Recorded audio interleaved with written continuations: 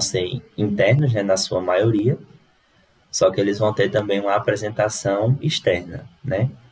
Então, externamente, vai haver uma região, né, que é uma região onde existem pelos, né, onde existem pelos pubianos, né, que é chamado de monte púbico, ou montes pubis, né, em latim. Existe também o meato uretral, né, que é uma aberturazinha que vai se conectar com a uretra, né, para eliminar a urina.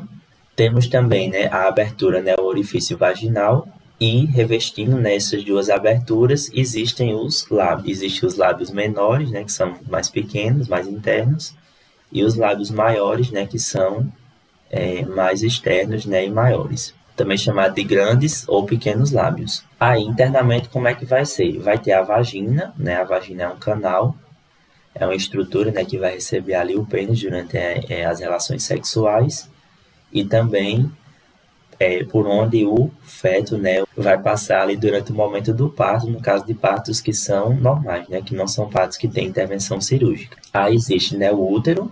Aqui essa região do útero que se conecta com a vagina é chamada de colo uterino, né, ele fica no fundo da vagina. Normalmente são feitos muitos exames nessa região, né, então tem que coletar material, né, dessa região. Aí existe o útero, né? O útero ele é como se fosse uma pera, né? Ele é do tamanho mais ou menos de uma pera. É um órgão que vai ali, que vai ser responsável pela gravidez, né? Então o bebê ele se desenvolve dentro do útero. O útero ele fica conectado a um par, né? A duas tubas uterinas. Antigamente elas eram chamadas de trompas de Falópio. Hoje não se usa mais esse termo. Se usa o termo tuba uterina. E as tubas uterinas elas ficam próximas aos ovários, né? Então os ovários eles vão, né? Os ovários eles são homólogos aos testículos. Os testículos vão produzir espermatozoides e os ovários vão produzir os óvulos, né? Os ovócitos, no caso da espécie humana. Então eles produzem os ovócitos são liberados na tuba uterina e posteriormente eles chegam até o útero. Então, ovários, eles vão produzir hormônios sexuais femininos e também os ovócitos, tá? O termo correto, gente, não é óvulo. Na espécie humana não tem o óvulo, tem o ovócito. Por quê? Porque o óvulo é quando a célula está no estágio final do desenvolvimento.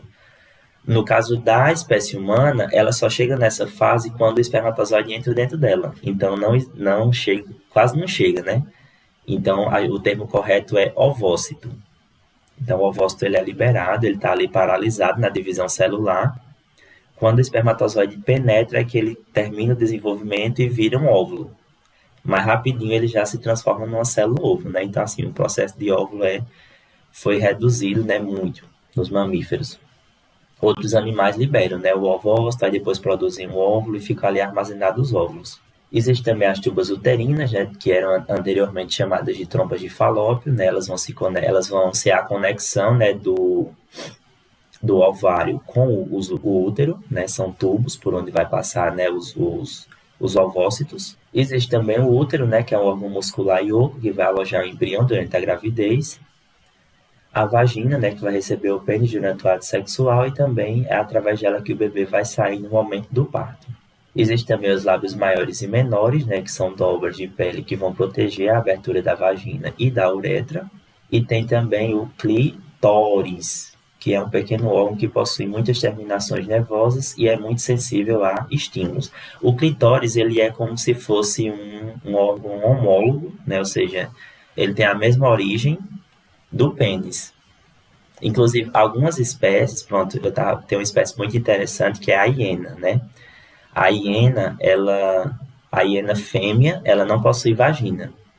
A reprodução dela é pelo clitóris, só que o clitóris dela é super desenvolvido e ele se desenvolve e ele forma um pseudopênis. Então você olha assim, você pensa que é um macho, né, com um pênis bem grande, mas na verdade é uma fêmea com o clitóris desenvolvido, né?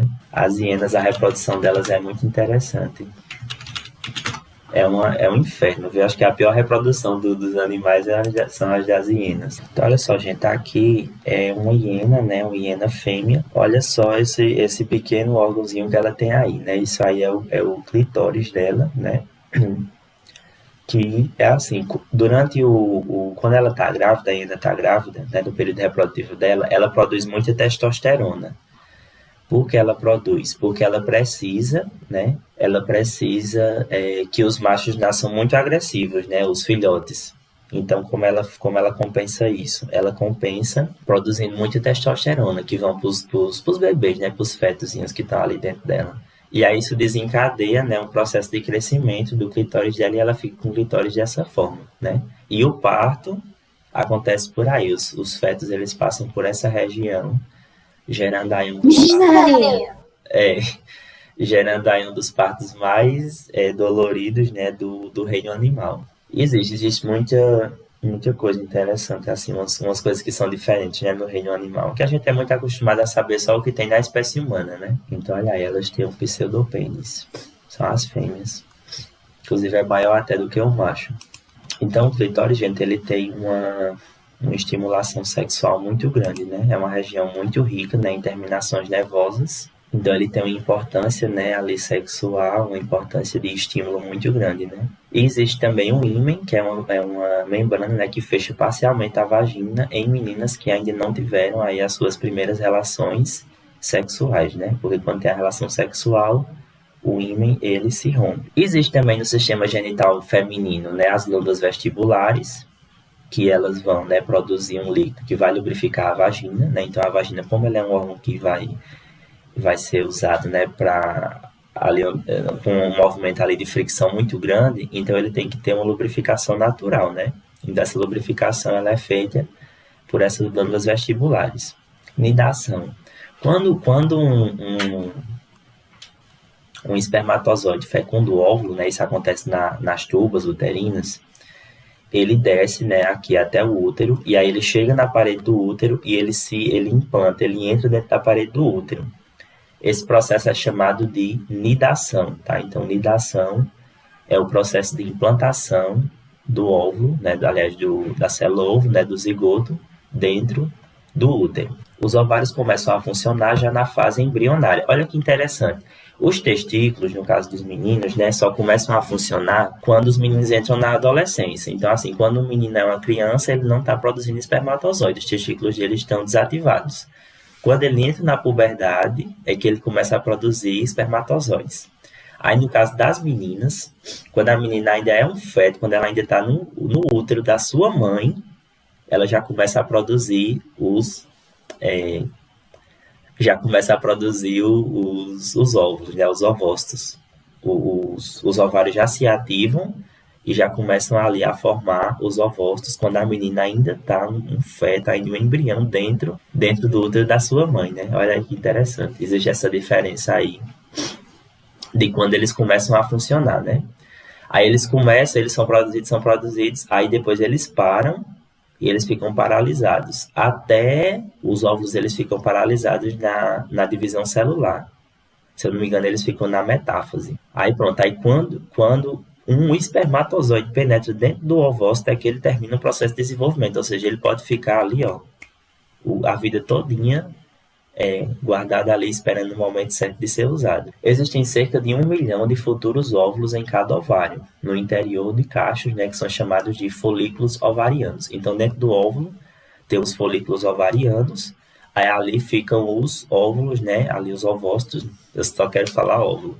Ficam os ovócitos, né, ali guardados, para no momento que eles serão utilizados, né? Todo mês ali, né, vai liberar um. Normalmente é um, né? Mais comum é um, só que tem espécies que libera mais. Por exemplo, gato, cachorro libera muito mais, né? É tanto que eles têm mais filhotes de uma vez. Período fértil e gravidez, né? O ovócito 2 pode ser fecundado em um período de 24 a 36 horas. Então, quando ele é liberado, tem um prazozinho, né, de vencimento. Ele não pode ficar ali esperando eternamente. Ele tem um prazo para ser fecundado. Como a ovulação ocorre de 13 a 15 dias antes da próxima menstruação, o período fértil fica no meio do ciclo. Então, assim, o período fértil, né, feminino, ele é entre uma menstruação e outra, mais ou menos no meio. Pode ser levemente de um dia, alguns dias para frente ou alguns dias para trás.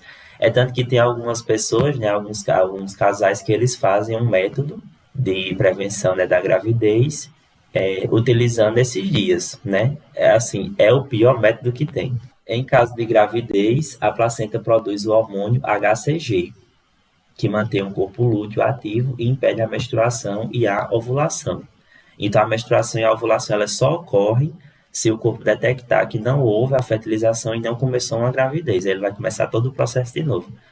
Então, ali o corpo ele fica tentando de todo jeito. A partir do terceiro mês, com a produção da testosterona e estrógenos pela placenta, o corpo lúteo degenera e o processo torna-se independente no ovário. Inclusive, pronto, quando uma pessoa está grávida, né, ela está desconfiada, ela faz um exame para detectar esse hormônio HCG, né? Então, se ela tiver com esse hormônio aí, é sinal de que ela, né, é quase certeza que ela está grávida.